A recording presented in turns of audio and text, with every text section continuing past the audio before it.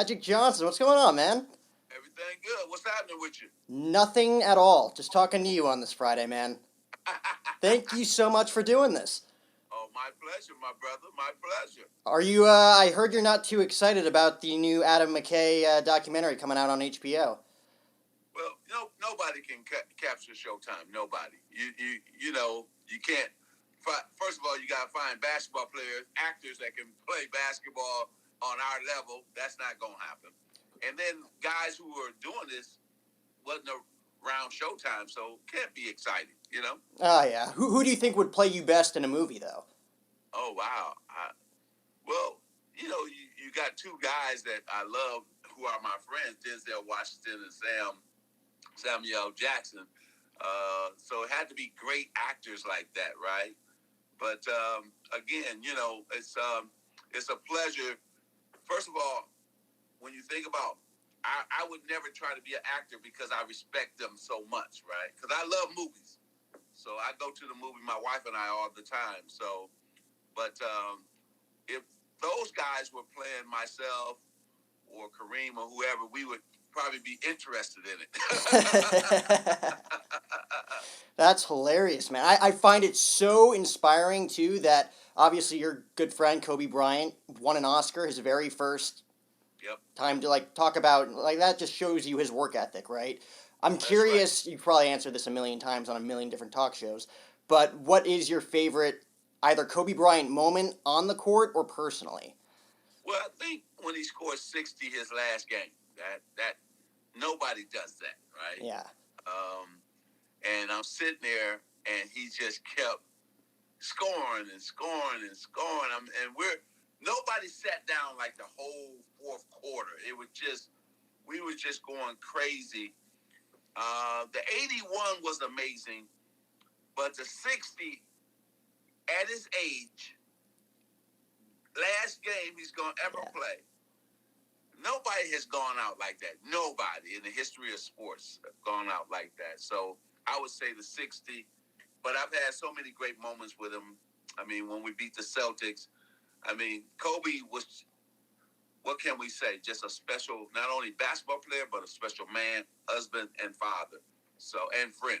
Man, and LeBron winning the year that it happened too, I thought was pretty special. You think there's going to be a big Dodgers-Lakers, parade since we've never gotten one? I wish that would happen, but I don't think it's going to happen.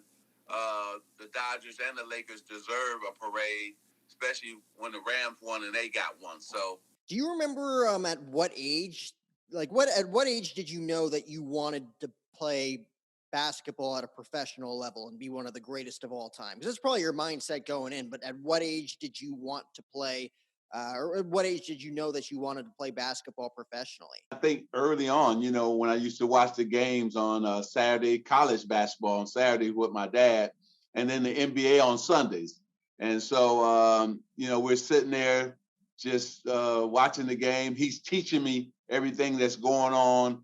And so I would say, 8, 9, 10 years old, I knew I wanted to play basketball. I knew I wanted to play in the NBA. And then when you watch, Oscar and you watch Kareem, because he was with Milwaukee, you watch all these guys play, because back then you get the regional games. So I wanted to be like them. I wanted to play in the NBA just like them. And so thank God that my dreams came true. I put a lot of work in to get there, but I would say that it was early on, sitting there with my father watching those games. And what do you think gave you the discipline to be an entrepreneur, and who kind of gave you the opportunity to start on that path while you were playing? Because while you were playing and, kicking ass as a player, you were also in the entrepreneurial mindset. Well, I think, first off, I think I looked at guys like Dr. J, and so Dr. J, was one of my idols. I wanted to be like him. He was charismatic. He had the Dr. J's. Everybody as a kid wanted the docs, and so I was one of those kids, And so when I saw him flying through the air, and then when I saw the Iceman poster in the gray sweatsuit, I said, oh man, I want that. And so I have to say that I was trying to copy those two guys. I wanted to be one of those guys who had that.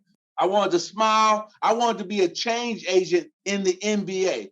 And thank God that Larry Bird and I came at the right time. We were able to change the game, show a big man can handle the ball, make plays, make their teammates better.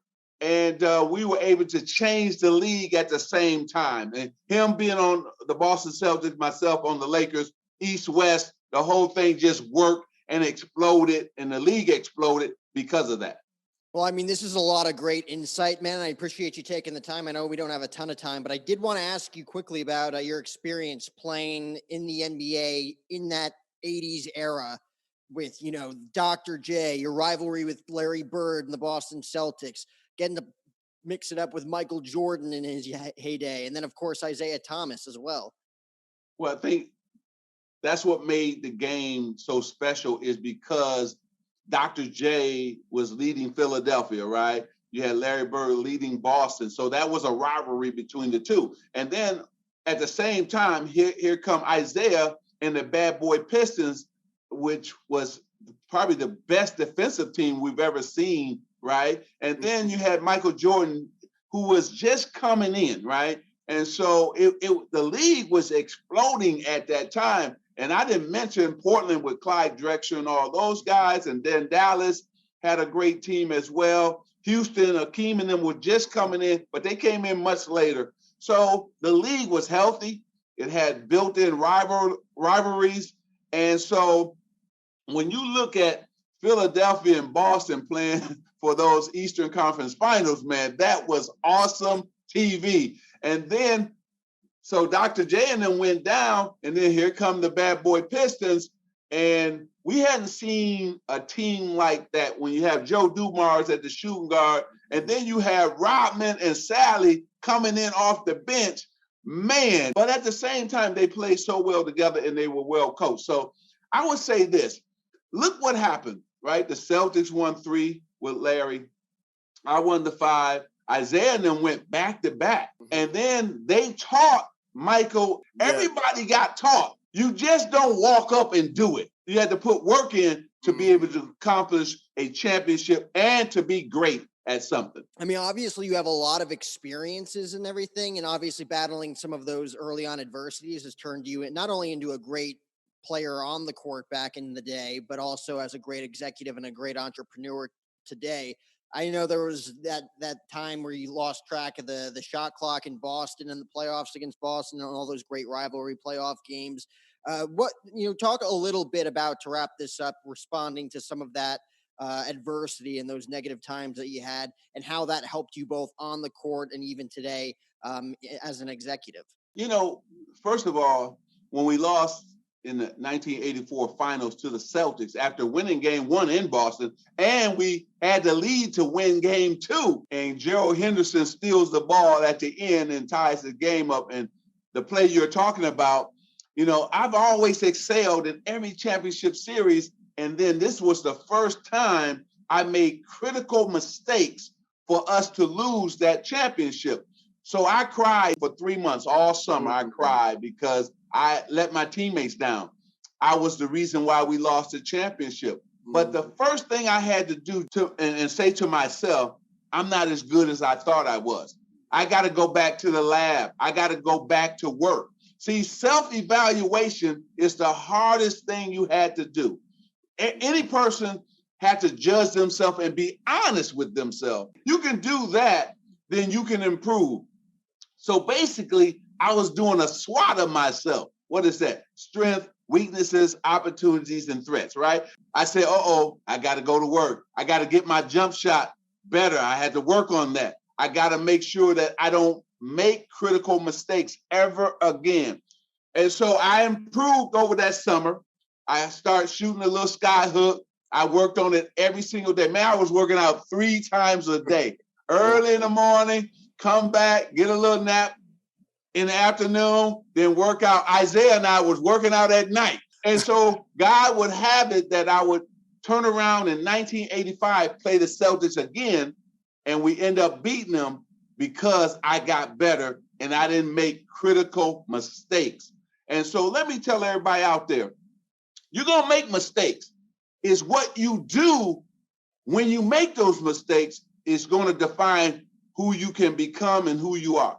Yes, I made mistakes, but I got better. And I identified to myself that, hey, Earvin, you got to get better. And it's okay. So I would say to everybody out there, get you some mentors, get you somebody who can tell you the truth, right? That will tell you right from wrong. Not somebody that's always going to say yes to you. Somebody that's going to say no to you. And so just got better.